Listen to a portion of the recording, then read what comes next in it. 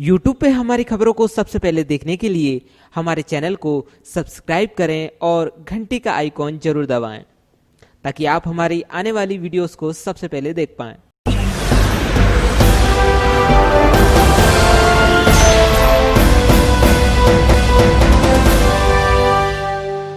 दर्शकों नमस्कार, आप देख रहे हैं सोनाली सिटी चैनल गुना और आज की खबरों के साथ मैं हूं आपके साथ कैलाश कुशवाहा।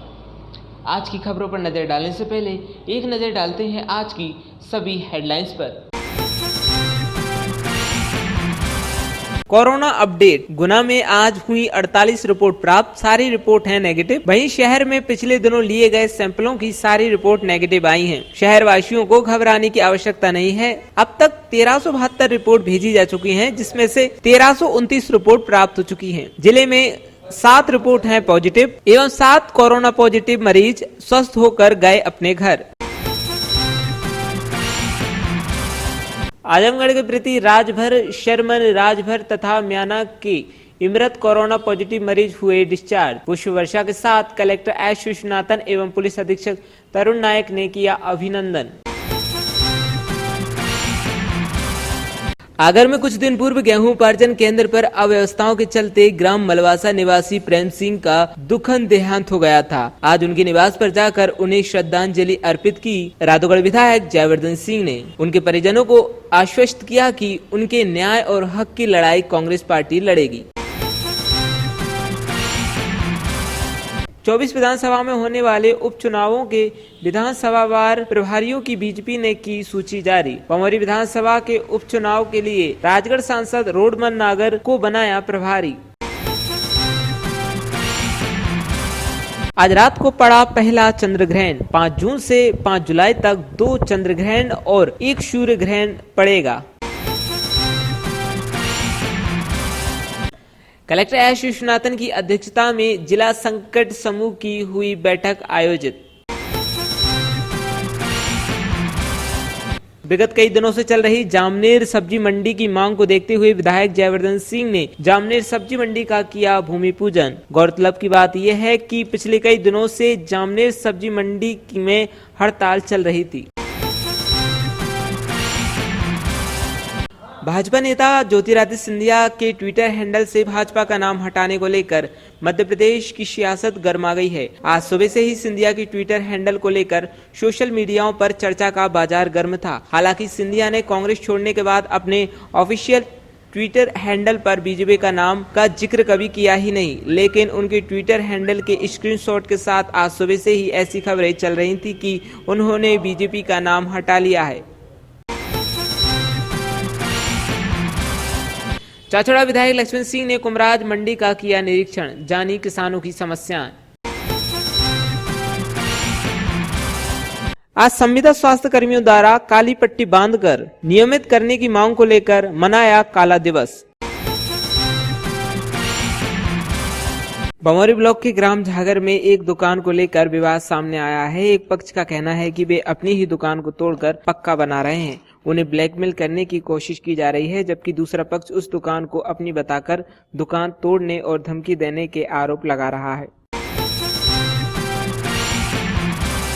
कोरोना महामारी को देखते हुए आज अखिल भारतीय विद्यार्थी परिषद ने वृद्ध आश्रम जाकर वृद्धजनों को मास्क, सैनिटाइजर, ग्लव्स आदि किए वितरित। अखिल भारतीय विद्यार्थी परिषद की युवाओं ने वृद्धजनों को समझाया कि किस प्रकार से कोरोना वायरस से बचा जा सकता है।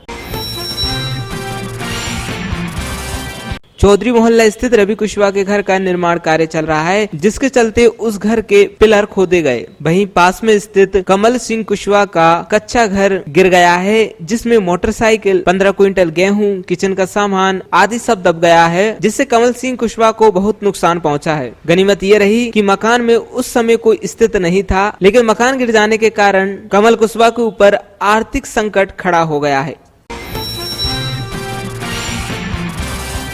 कृषि उपज मंडी समिति गुना द्वारा काला दिवस के रूप में अधिकारी कर्मचारियों द्वारा काली पट्टी बांधकर विरोध दर्ज किया गया।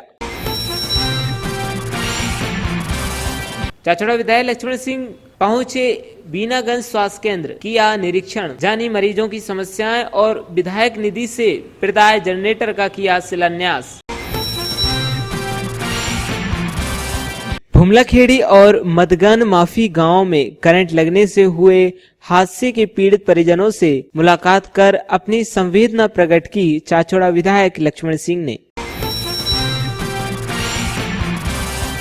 होम क्वारंटाइन का उल्लंघन करने पर नगरपालिका द्वारा 2000 रुपए का अर्थदंड लगाया गया। परिवार का सदस्य क्वारंटाइन होने के बावजूद उसके पिता दुकान संचालित कर रहे थे।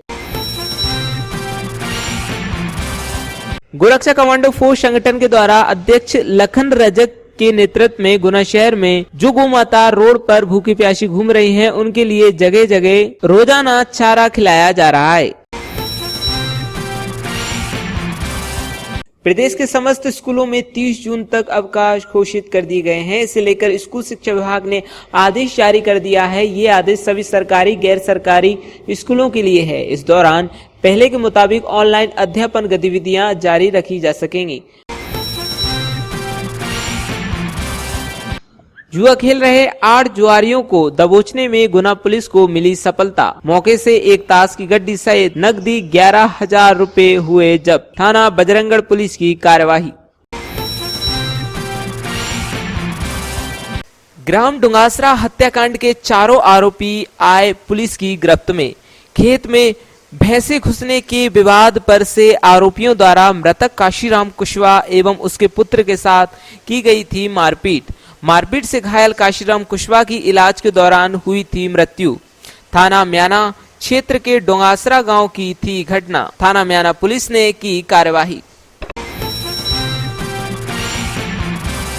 अवैध शराब के विरुद्ध गुना पुलिस की लगातार कार्यवाही जारी है। कच्ची शराब की तस्करी करते हुए तस्कर आया पुलिस की पकड़ में, जिससे करीबन 35 लीटर कच्ची शराब की गई बरामद। थाना चाचौड़ा पुलिस ने की कार्यवाही। खेत में लहरा रहे गांजे के 13 पेड़ जब्त कर आरोपी खेत मालिक को पुलिस द्वारा किया गया गिरफ्तार एवं भेजा गया जेल। थाना बजरंगगढ़ पुलिस ने की कार्यवाही। डिप्टी कलेक्टर एवं परियोजना अधिकारी जिला सहकारी विकास अभिकरण द्वारा दी गई जानकारी अनुसार कोविड-19 के मद्देनजर कलेक्टर एवं जिला दंड अधिकारी एस विश्वनाथन द्वारा आदेश के क्रम में 21 मई 2020 से 6 जून 2020 तक जिले के विभिन्न नगरीय निकाय क्षेत्रों में 352 व्यक्तियों पर मास्क नहीं लगाने के कारण कुल 49,200 रुपए का आर्थिक दंड लगाया गया। आज डॉक्टर रामवीर सिंह रघुवंशी जी के जन्मदिन के उपलक्ष्य में जेसीआई गुना पायोनियर बालाजी ब्लड बैंक सेवा समिति गुना कंचन मेडिकल एंड रिसर्च सेंटर द्वारा उनके घर पर पहुंचकर मनाया गया एवं उनकी जल्द से जल्द अच्छे होने की कामना।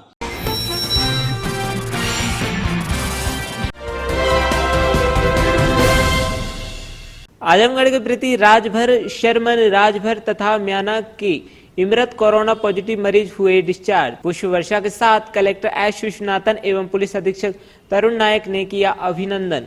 मैं आपका इमरत डोंगरे जी बताएं, प्रशासन का किस तरह सहयोग रहा उस हॉस्पिटल में? और बहुत अच्छा दिया, सबने अच्छा सहयोग किया।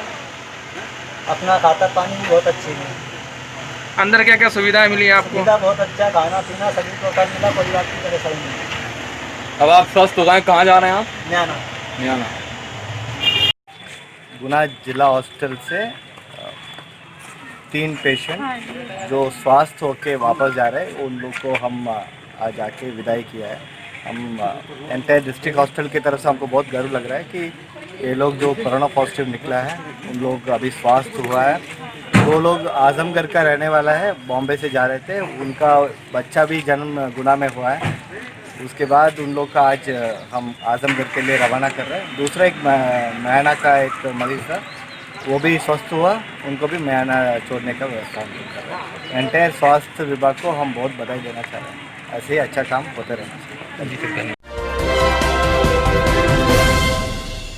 कोरोना महामारी को देखते हुए आज अखिल भारतीय विद्यार्थी परिषद ने वृद्ध आश्रम जाकर वृद्ध जनों को मास्क, सैनिटाइजर, ग्लव्स आदि किए वितरित। अखिल भारतीय विद्यार्थी परिषद की युवाओं ने वृद्ध जनों को समझाया कि किस प्रकार से कोरोना वायरस से बचा जा सकता है। जैसा कि हम सबको विदित है कि आज भारत ने अभी जो सारा विश्व इस कोरोना महामारी की चपेट में कितनी बुरी तरीके से आ गया है, लाखों लोग अपनी जान गंवा बैठे हैं और उसमें अभी तक उस तरीके की जन जागृति लोगों में तो फैल रही है, लेकिन जो हमारे ग्रामीण के लोग हैं या जो हमारे बुजुर्ग हैं, वृद्धाश्रमों में रहते हैं, अनाथ आश्रमों में जो हमारे बच्चे रहते हैं, उन तक अभी तक इस बारे में किसी भी तरीके की कोई चेतना यहाँ पर नहीं पहुँची थी।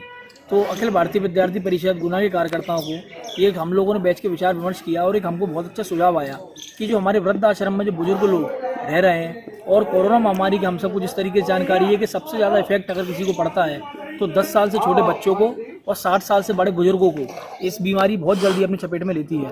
तो विद्यार्थी परिषद के कार्यकर्ता आज गुना में स्थित यहाँ वृद्धाश्रम में आए और हमने यहाँ पर हमारे जितने भी यहाँ पर बुजुर्ग रहते हैं इन सभी को हमने यहाँ पर सैनिटाइजेशन के सैनिटाइज़र बांटे, इनको हमने ग्लव्स बांटे एवं इनको हमने थोड़ी देर समय लेकर सभी को समझाया कि इस कोरोना महामारी से हम सभी कैसे बच सकते हैं, किस तरीके से हमको हमारे हाथ धोने हैं, सैनिटाइज हमको खुद को रखना है, जिससे हमारे बुजुर्ग यहाँ पर रह रहे हैं वो किसी भी तरीके की बीमारी की चपेट में ना आए एवं सुरक्षित रहे। इधर आने के बाद आपको क्या पता चला, जो आपने सोचा वो सही था?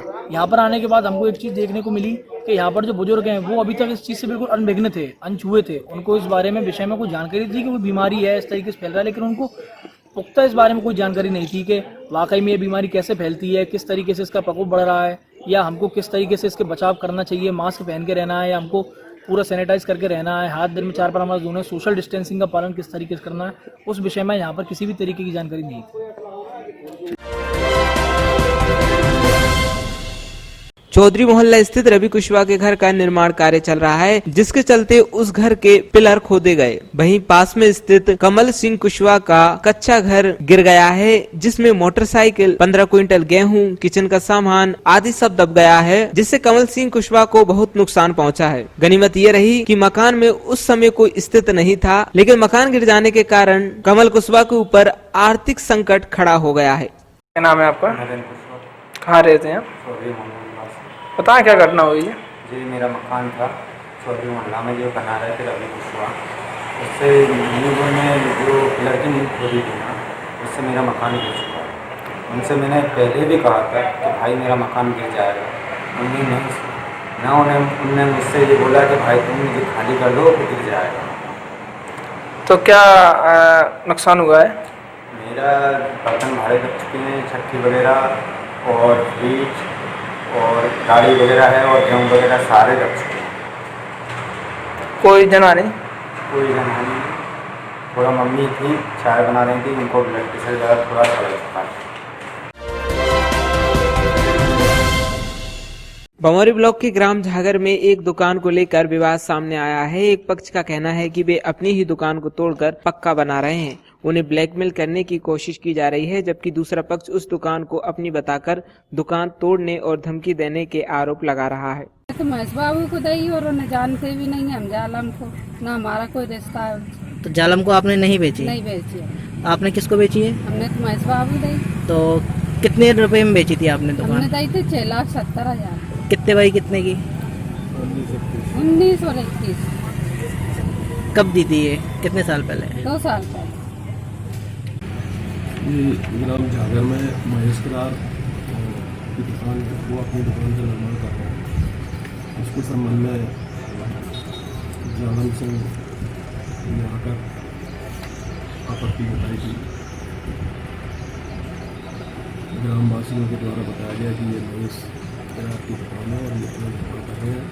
जालम सिंह जी के पास कोई गैर कागज उस दुकान पे नहीं है, ना ही उनका कोई अधिकार। तो ये थाने भी आया था जालम?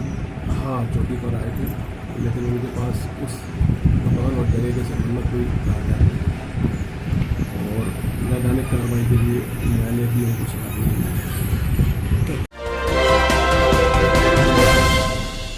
आज रात को पड़ा पहला चंद्र ग्रहण। 5 जून से 5 जुलाई तक 2 चंद्र ग्रहण और 1 सूर्य ग्रहण पड़ेगा। आइए बात करते हैं पंडित गणेश जी महाराज से। वर्तमान परिस्थितियां हम सब लोग देख ही रहे हैं। इससे पहले भी ग्रहण हमारा जनवरी में स्टार्टिंग में ही हमारा एक ग्रहण पड़ चुका है और साथ में ये उपछाया चंद्र ग्रहण है, इसका विशेष हम प्रभाव भारत में नहीं देख रहे हैं। साथ में ही हम आप लोगों को बता देना चाहते हैं कि 3 ग्रहण का ये 1 महीने यानी 30 दिनों के अंतराल में 3 ग्रहण वर्तमान समय में पड़ रहे हैं। आज उपछाया चंद्र ग्रहण है, उसके बाद 21 जुलाई को आपका सूर्य ग्रहण होगा, फिर पुनः 5 जुलाई को चंद्रग्रहण की स्थिति निर्मित होगी। दर्शकों, मैं आप सब लोगों से एक बात विशेष रूप से कहना चाहूँगा कि चंद्र ग्रहण का महत्व केवल हमारे लिए अशुभ प्रभाव लेकर के ही नहीं आता है, कभी कभी वह शुभ प्रभाव लेकर के आता है। यह उपछाया चंद्र ग्रहण है, इससे जनता में थोड़ी संतोष की भावना बन सकती है। साथ में ही चंद्रमा औषधि कारक है, तो लगता है कि इस महीने के आसपास कोरोना महामारी की कोई वैक्सीन या कोई उसका उपाय अल्टरनेट निकल सकता है। साथ में ही आप लोगों को घबराने की कोई आवश्यकता नहीं, क्योंकि यह चंद्रग्रहण सभी राशियों के लिए विशेष शुभदायक है। रात में 11:16 से यह चंद्रग्रहण प्रारंभ होगा और 2:34 पर 6 तारीख को इसका जो है मोक्ष हो जाएगा। यानी 5 तारीख को चंद्रग्रहण 11:16 से प्रारंभ होगा और 2:34 पर 6 तारीख को रात्रि में समाप्त हो जाएगा। दर्शकों, मैं आप लोगों को बता देना चाहता हूं कि यह चंद्रग्रहण उप चंद्रग्रहण के रूप में है। केवल आप पृथ्वी और सूर्य और चंद्र, यानी पृथ्वी सूर्य की परिक्रमा करती है और पृथ्वी की परिक्रमा चंद्रमा करता है। जब इस परिक्रमा को करते हुए सूर्य पृथ्वी के बीच में जब चंद्रमा आ जाता है तो चंद्रमा की छाया पृथ्वी पर पड़ती है, जिसे हम चंद्र ग्रहण कहते हैं। साथ में ही आप लोगों को बता देना चाहूँगा कि वृश्चिक और मीन और कन्या राशि वालों को सावधानी, हल्की फुल्की सावधानी की आवश्यकता है, वह इस चंद्र ग्रहण को ना देखें। साथ में गर्भवती महिलाएं जो हैं वो इस चंद्र ग्रहण के प्रभाव से थोड़ी सी दूर रहें, रात्रि में चंद्र दर्शन ना करें। और इस ग्रहण का सूतक जो है 9 घंटे पूर्व प्रारंभ हो जाएगा। आप सभी के लिए विशेष मेरा यही कहना है कि आप सब इस चंद्र ग्रहण से बिल्कुल प्रभावित ना हो, क्योंकि यह चंद्र ग्रहण सभी के लिए विशेष शुभ है। और ये 3 ग्रहण जो पड़ेंगे अपना 5 तारीख को पड़ने वाला जो चंद्र ग्रहण है, 21 तारीख को जो सूर्य ग्रहण पड़ेगा, ये काफ़ी जो है प्रभावित करने वाले हैं, लेकिन शुभ प्रभाव लेकर के ये आ रहे हैं, तो घबराने की कोई आवश्यकता नहीं है। आप सभी लोगों से मेरा विशेष अनुरोध है कि हमारी जो कोरोना महामारी वर्तमान समय में चल रही है, आप लोग भी घर पर रहें, स्वस्थ रहें, सावधानियां बरतें और लॉकडाउन खुलने का मतलब उसका अनुचित प्रयोग ना करें। सभी लोग प्रधानमंत्री जी के द्वारा जो हमें आवश्यक सावधानियां बताई उनको हम पालन करें और एक दूसरे के प्रति हम प्रेम और सहयोग की भावना रखते हुए आगे बढ़ते चलें। मैं समझता हूं कि 3 ग्रहण जो लगातार इस महीने में पड़ रहे हैं, इसका प्रभाव कोई विशेष अशुभ प्रभाव नहीं बल्कि शुभ प्रभाव हो सकता है। आप सभी से मेरा विशेष अनुरोध है कि आप इस दौरान जितने भी ग्रहण पड़ें, उन सभी ग्रहणों में तुम्हें घर पर ही रह करके भगवान का ध्यान स्मरण करना है, क्योंकि ग्रहण के समय किया गया जाप 1,00,000 गुना पुण्य देने वाला होता है। आप इसे पूजन करें, निश्चित रूप से आपको लाभ होगा। जय श्री राम।